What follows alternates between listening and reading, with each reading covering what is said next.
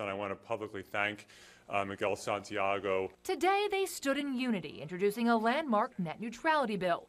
Just 2 weeks after net neutrality advocates used Assemblyman Miguel Santiago's own Twitter feed against him, accusing Santiago of siding with the telecom industry and gutting Senator Scott Wiener's bill without letting him defend it. I'd like to vote on it now.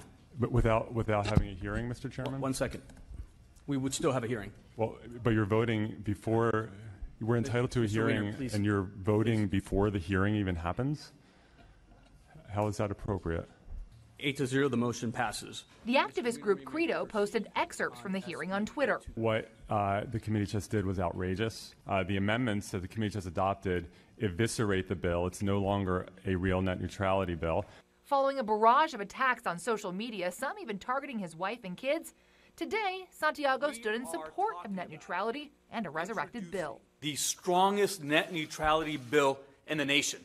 You may remember in December, the FCC repealed Obama-era net neutrality regulations. Critics worry internet providers like Comcast and Verizon could now charge tech giants like Netflix and Google to guarantee their services are seen in homes across the country, while relegating the smaller websites that can't afford to pay to the proverbial internet slow lane, making people less likely to use their sites. The FCC commissioner insists consumers will be protected. We've empowered the Federal Trade Commission to take targeted action against any bad apple in the internet economy. Still, more than 20 states are suing the FCC for cutting the net neutrality rules.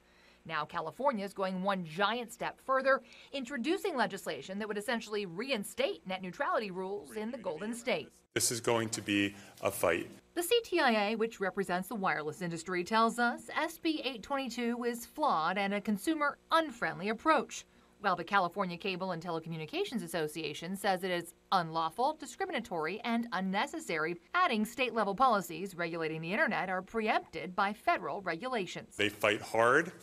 They are effective, and we're confident that they are going to oppose this strongly until the end.